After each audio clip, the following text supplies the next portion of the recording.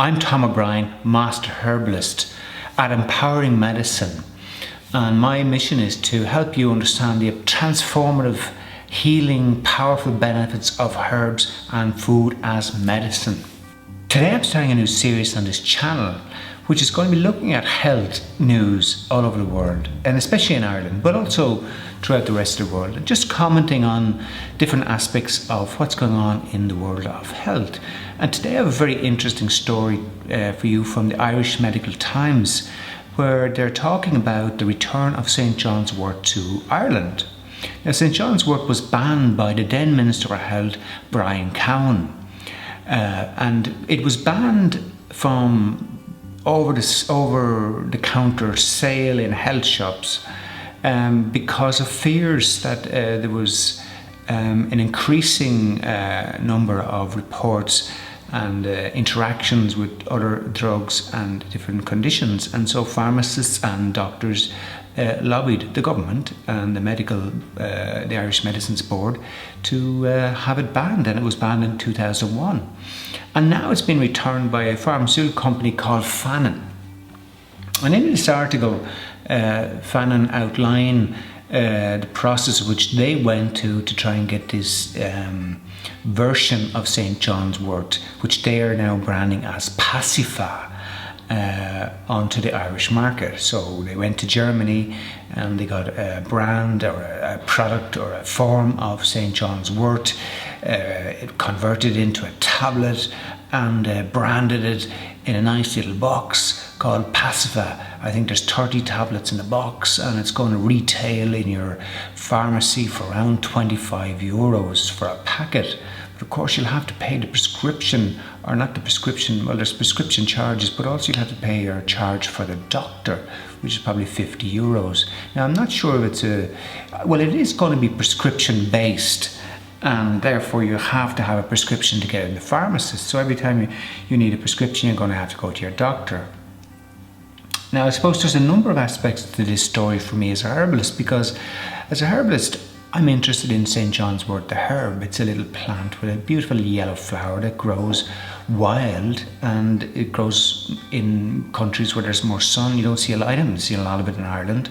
I'd love to see more of it, but I haven't seen it. It does grow in Ireland, but it's not that plentiful.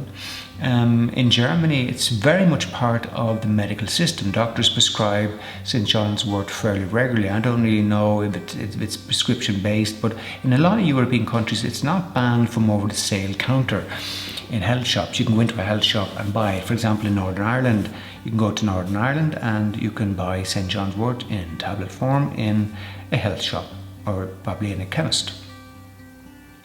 What I'm interested in is how a herb moves from being a herb to a medicine. And it's an interesting process that has happened throughout history.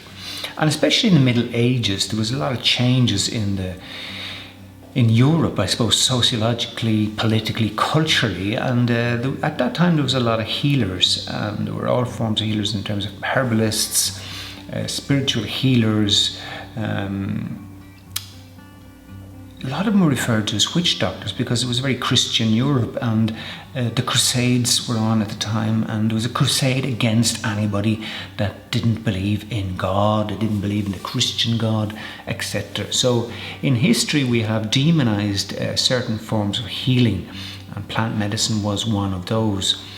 And I suppose it's the process of, I think from the process of moving from a herb to a tablet, from a herb to a medicine, because herbs are medicine, they're plant medicine, and they are evidence-based, because St. Johns Wort wouldn't have been used for thousands of years to help people increase their mood if there wasn't evidence for it. Now, the evidence wasn't recorded in the scientific journals that are around today. Of course, there wasn't that many scientific journals, but the evidence was from the people. It was a plant-human interaction experience. People discovered that certain plants had certain medicinal benefits from experimentation, and that knowledge was passed on from one generation to the next. So that was traditional medicine and an evidence base.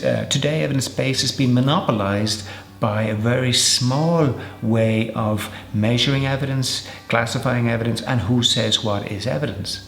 Now, there's lots of questions about evidence-based medicine. For example, Death by medicine and death in hospitals in the United States is a huge problem, and yet these hospitals and the evidence medicines that they're using are causing side effects, are being used sometimes inappropriately, and just the excess use of medications is leading to a lot of problems, which is called the iatrogenic effect. It's iatrogenic disease is when medicine or medical treatments or health treatments contribute to increasing a disease in society. That's the iatrogenic effect, or iatrogenic diseases.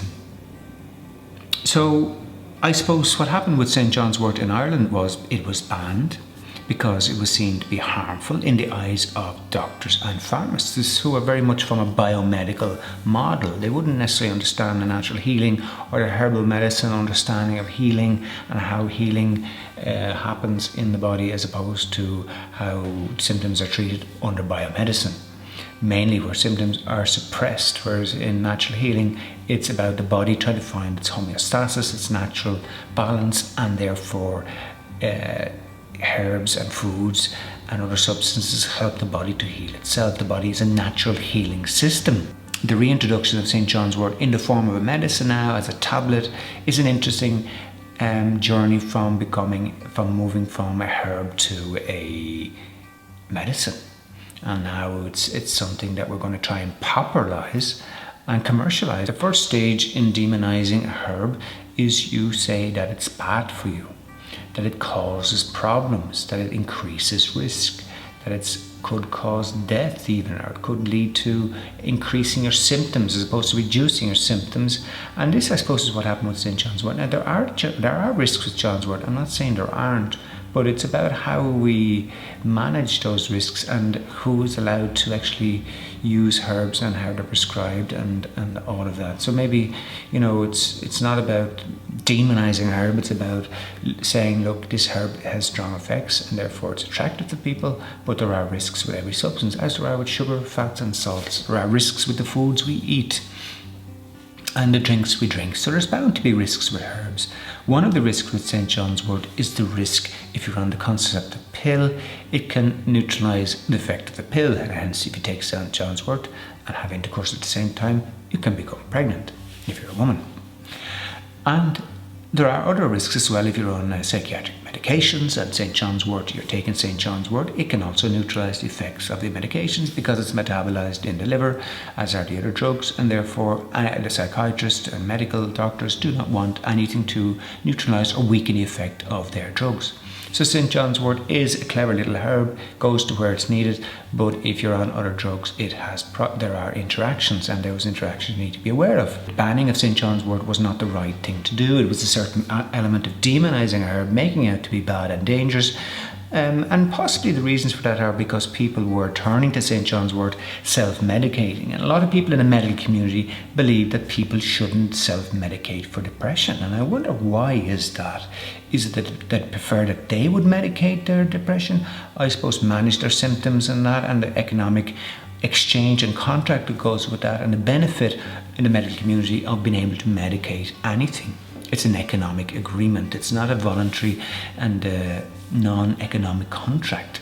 The prescription of herbs, as I also prescribe herbs and I charge for the herbs, it's an economic relationship as it is a therapeutic relationship. When people move towards herbs, there's a concern that people will become empowered, and that's my motto, empowering medicine. That's what medicine should be. It should empower you to live a healthier life, to live a better life, to prevent illness and disease. But in the case of St. John's Wort, there are precautions you can take if you're on St. John's Wort, particularly the pill, or if you're on psychiatric medications, you can negotiate with your doctor that you prefer to be on St. John's Wort. So the demonization of herbs is something you need to be aware of. Why is it being demonized? What's going on? Who's demonizing? And what's their benefit? Because in this case, now that John's Wort has been returned, not as a herb as such, but as a medicine, you need to be aware of the risks of that, because they're talking here in this article about that, it can be used for mild to moderate depression, but also, for people that have the blues, that kind of winter feeling when the light goes down. So they're really trying to popularize the use of Pacifa Interesting name as well, paciva, to pacify or to pacify, pacify. Have a think about what that might mean for you to take a drug called paciva. So they're really designing and packaging and marketing paciva as an option that you can go to your GP and say, look, I'm feeling a bit down, give us some paciva. And there's a whole benefit there. What is the real benefit? The benefit is that it's a 70 million euro business. Depression in Ireland is worth 70 million euros annually. So definitely Fanon, the pharmaceutical company, doesn't sound like a pharmaceutical company, but the pharmaceutical company Fanon is really interested in getting a little segment of that market. If Fanon can eat into that market, they're going to really up their sales, up their profits, and they'd be quite happy with that. Of course, I'm happy also that they're producing and trying to increase the availability of a herb. They've got a license now in Ireland, and they're marketing it out now to doctors, and they seem to be getting a response. And I suppose one of the reasons they're getting a response is because the doctors and the GPs know that people are moving away from chemicals. They're moving away from chemical medicine to natural medicine. People want natural, organic, whole. They're the things people want. They're the things we know are good for us, and they're the things we trust because they're the things from nature.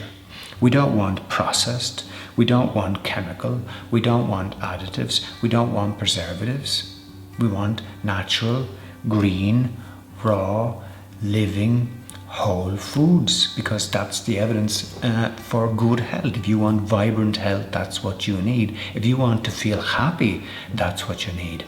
In an antidepressant in the form of a tablet or a herb is not necessarily going to solve your depression problem, because depression is not just about the biology and the chemistry and the serotonin and all of that. It's as much about a belief, and it's as much about an attitude, and as much about a problem that you have, whether it be the loss of a job, the loss of someone close to you. Anxiety about the future can increase depression, and there's a whole range of reasons why people get depressed, and depression is affecting more and more people, and I think one of the very important things to do when you're depressed is to acknowledge that you feel sad and you feel depressed and you feel stuck and you feel like in a trap, in a maze, and you can't get out and you need help. And the most important thing you can do is ask for help. If you're depressed, if you're watching this video and you're depressed, ask somebody for help. It can be your GP, it can be a herbalist, it can be a friend, it can be a family member, it can be a social worker, it can be a psychologist. It doesn't really matter too much. What we need to do is reach out to other people, talk to other people, and connect with other people. So that's really important. I'm not advocating that St. Johns Wort is the cure for depression. It's certainly a herb that can increase the mood, and if you increase your mood, then you can also, be more motivated. But if you depend only on the medicine or on the herb, it's not going to really radically change your conditions or the conditions that would lead you to be depressed.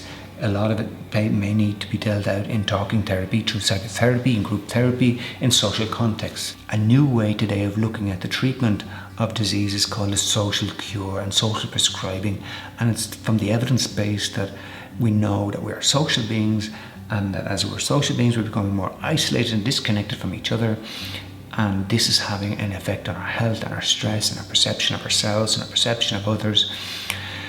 And that we really need to connect, reconnect, visit our neighbours, visit friends, get out into groups and connect with people. If I had 70 million, what would I do?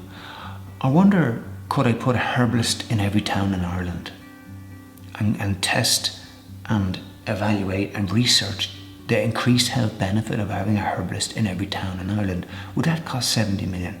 Could I put a herbalist in every hospital in Ireland? Would that cost 70 million? Or imagine we set up 70 centres for happiness in Ireland.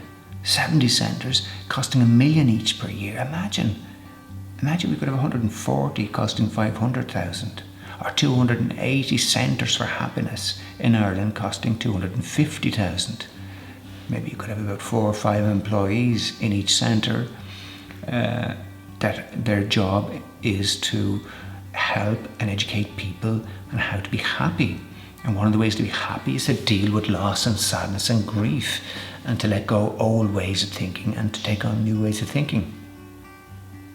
Wow, 70 million antidepressants. At the moment it's spent on antidepressants, and we know that the side effects of antidepressants are not so nice, and that's why people are moving away from antidepressants. And there's some great campaigners like Leonie Fennell. She has a great blog that is dedicated to her son Shane, and Leonie is doing some fantastic work helping to educate and increase people's awareness on the dangers of antidepressants. And there are dangers. There are more dangers associated with antidepressants, which are evidence-based medicine, than there are with herbs, which is not evidence-based medicine, as they say. Now, there is an evidence base. It's a historical evidence base. There are also clinical studies being done. There are case studies being done. There is evidence for St. Johns Wort, and as the Coleraine View also shows that there is evidence there. A lot of the problems with trying to find evidence base in terms of the gold standard today is there isn't pharmaceutical companies up until now interested in investing. But now, as we know, people are moving towards herbal medicine. There probably will be an increase in shifting of the pharmaceuticals companies towards interest in herbal medicine and exploring the evidence base there, because they will want to capture that market and capture the profits from that drug, whether it be in this form St. John's Wort, an antidepressant, or tomorrow it could be ginkgo for increasing circulation to the head and reducing the risk of Alzheimer's and dementia. There's a whole range of herbs that help people in a range of areas, but trying to get those herbs accepted in the medical community is not an easy job, because they have a different paradigm, and I'll talk in other videos about that. So I'd like to know what you think. Tell me in the comments below. What's your experience of medicine over herbs? What would you think going to a doctor and asking for Pacifier? So I hope you've enjoyed this video. I'd love to hear your comments, what you think. Give it a thumbs up if you like it, and subscribe if this is your first time here. Share this video with your friends if you think it's going to benefit them, and I hope to see you in the next video. Take care. Bye bye.